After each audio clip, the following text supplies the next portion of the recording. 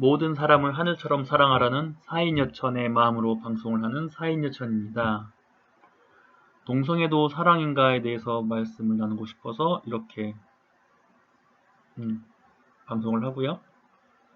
기본적으로 동성애에 대한 마음이나 동성애에 대해서 얘기를 하면 동성애를 병으로 보는 사람, 동성애를 죄로 보는 사람, 그냥 인정해줘야 될 사랑으로 보는 사람, 다양한 스펙트럼이 있죠. 그 중에 지금 동성애를 병으로 보는 사람 중에 동성애는 후천적으로 생긴다, 뭐 가정의 영향으로 생긴다, 이런 말들을 많이 합니다. 그럼 이거에 대한 팩트는 아니더라도 전문가들의 의견을 한번 알아보겠습니다.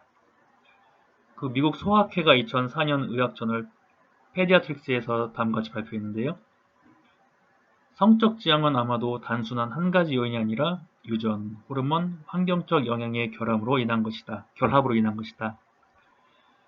근 10년간 생물학적 기반의 이론들이 전문가들의 손에 왔으나 인간의 성적 지향이 발생에 관한 여러 논쟁이 불확실성이 존재한다.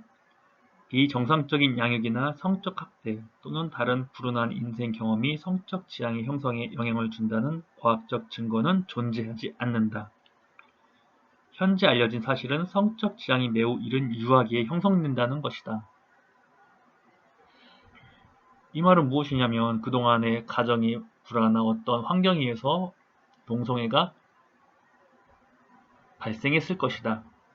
즉 동성애는 어떤 환경에 의한 병이다 라는 의견에 대해서 반대로 정확하게 반박하는 내용이죠. 그리고 또한 미국 심리학회와 미국 정신의학회, 미국 사회사학협회가 2006년에 다음과 같이 보도하였습니다. 현재 부모의 성적 지향이 지닌 생물학적, 심리학적 영향을 포함한 그 어떤 특정 요인들이 한 개인에게 이성애, 동성애 또는 양성애의 원인이 되는지 과학적 합의점이 존재하지 않는다. 그러나 유한 증거들은 대다수의 동성애자 성인들이 이성애자 부모에게서 자라나며 또한 동성애자 부부의 대다수 자녀들도 이성애자로 자란다는 것을 나타내고 있다. 이 말은 뭐냐면 동성결혼을 반대하는 분들이 이렇게 얘기하죠. 너 남성끼리 있는 가정에서 애를 양육하거나 여성끼리 있는 가정에서 애를 양육하면 이들에게서 남성, 여성 정체성이 흔들리거나 이상해지지 않을까요? 라는 걱정 섞인 말을 많이 합니다. 그러나 그렇지 않다는 게 지금 나왔고요.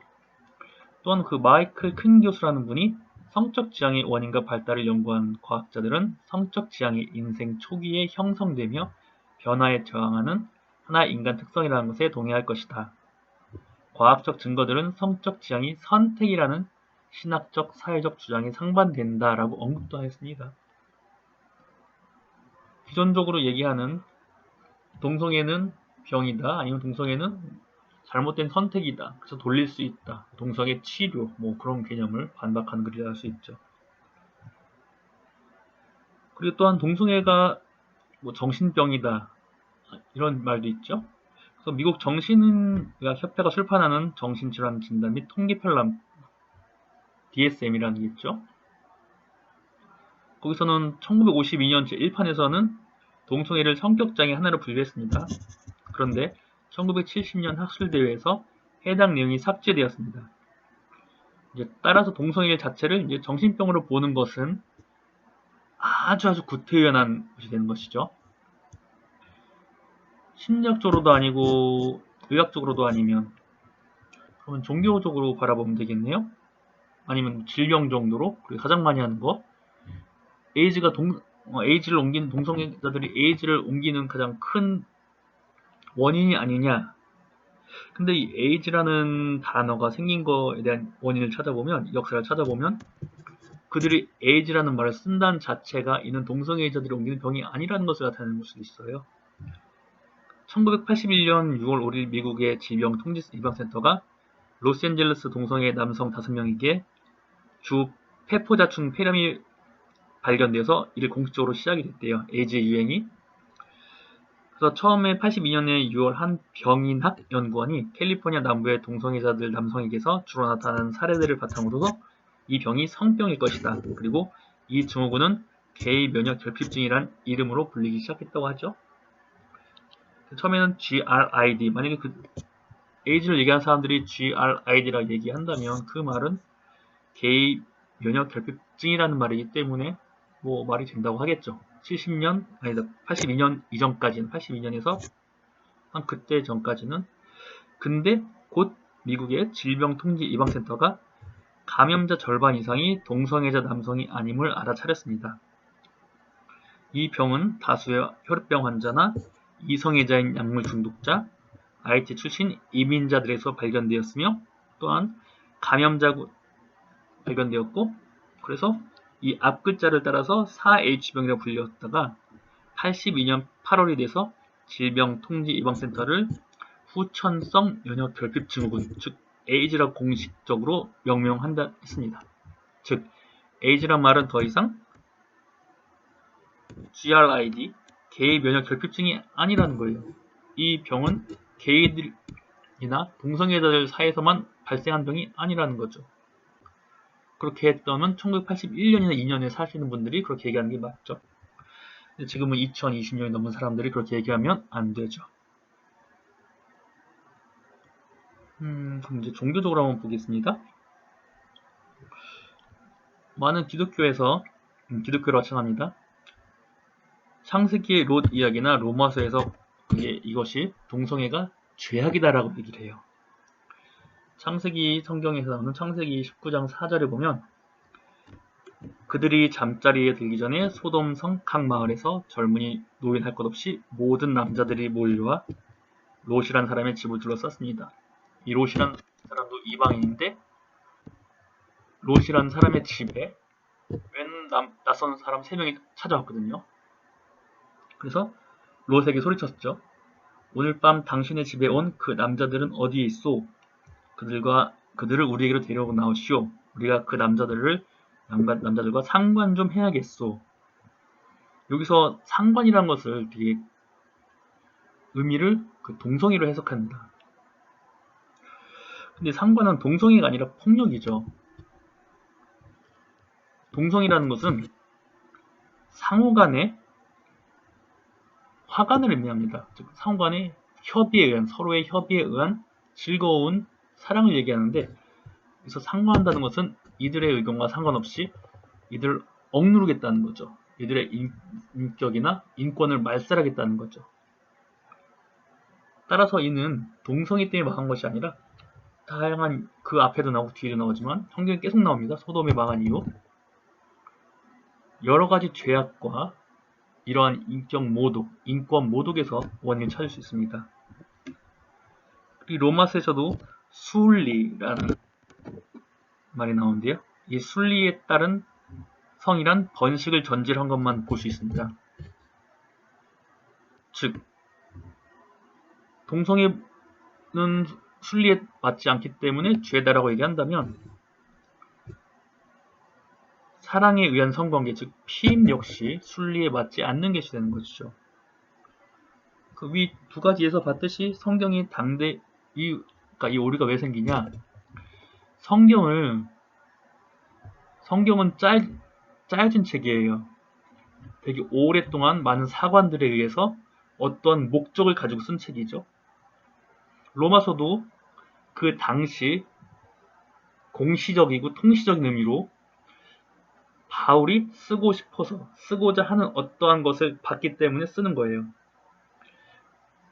그런데 이 책들을 그 당시의 세계관이나 그 당시의 작가의 의도를 무시한 채 그냥 현재 그들을 끌고 와서 그 단어만 봐요.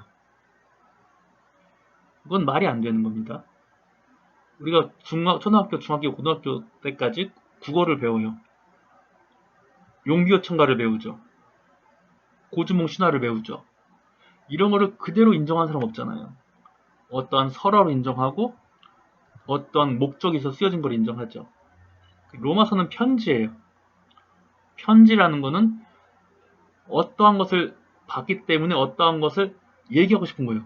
어떠한 특정한 사람들에게. 근데 그러한 로마 시대의 어떤 문화에 대해서 바울이라는 사람이 쓴 원인과 의도를 이해하지 않고 무시하고 얘기를 한다는 거는 어찌 보면 되게 옳지 않은 거죠. 이성을 무시했다고 볼 수 있어요. 그리고 가장 중요한 거는 가끔 동성애자들에 관한 얘기를 할 때 난 동성애자들을 지지해 라고 말하는 사람들이 있어요. 이 사람들도 약간 생각을 다시 해봐야 돼요. 왜냐? 당신이 만약에 어떠한 음식을 좋아해요? 근데 내가 당신에게 난 당신이 그 음식을 좋아하는 걸 지지합니다라고 얘기 안 하잖아요. 동성애는 지지하고 지지 안 할 게 아니에요.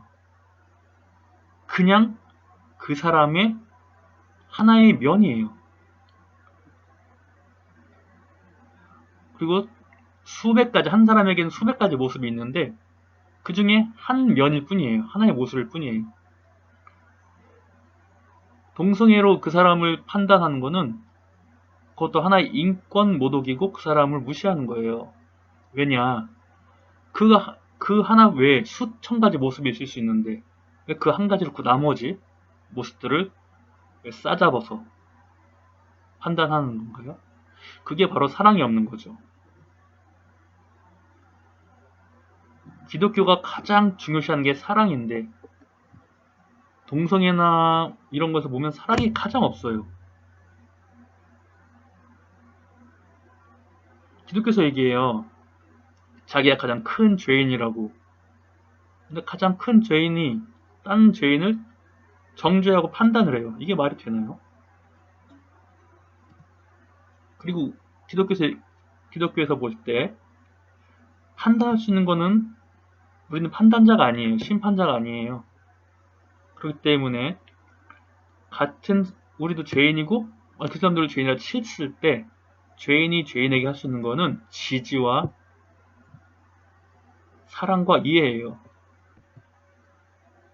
판단은 그분이 하실 거기 때문에 잘 알지 못하는 거는 내려놓는 게 좋아요. 그리고 내려놓고 그냥 인정해 주는 거예요. 그 사람을 인정한다고 내가 뭐 나빠지는 것도 없고 그 사람 인정 안 한다고 내가 나빠지는 것도 없고 좋아지는 것도 없어요. 그냥 인정해 주는 거예요. 이 사람은 이렇구나. 이 사람은 진실을 좋아하는구나. 이 사람은 동성애자구나. 이 사람은 성격이 급하구나. 이 사람은 역사를 좋아하는구나. 이 사람은 노래를 좋아하는구나. 이 사람은 행동이 느리구나. 이 사람은 성격이 급하구나. 그냥 이해해 주는 거예요.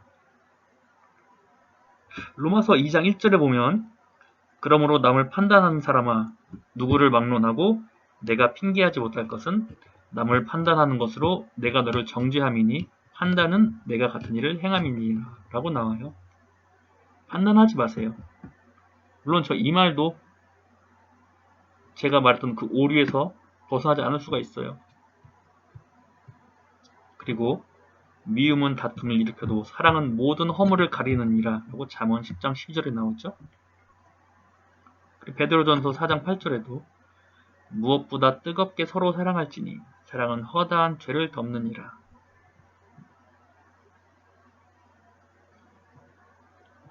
우리가 남들에게 할 수 있는 것들은 사랑하는 거고 인정하는 거고 이해하는 거예요.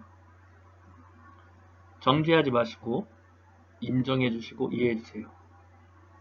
그리고 그 사람의 그 모습이 보기 싫다면 다른 모습을 보세요. 그 외에 수백 가지 모습이 있잖아요. 한 사람에게. 그거 하나로 그 사람을 올가매지 마세요. 그건 당신이 스스로가 올가매는 방법이에요. 스스로를 사랑하지 않는다는 것을 반증하는 겁니다.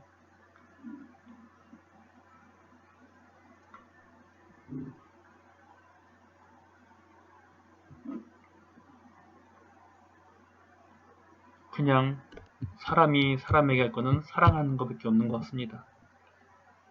그렇다면 다음 주제는 한번 사랑에 관해서 얘기를 해보겠습니다. 감사합니다.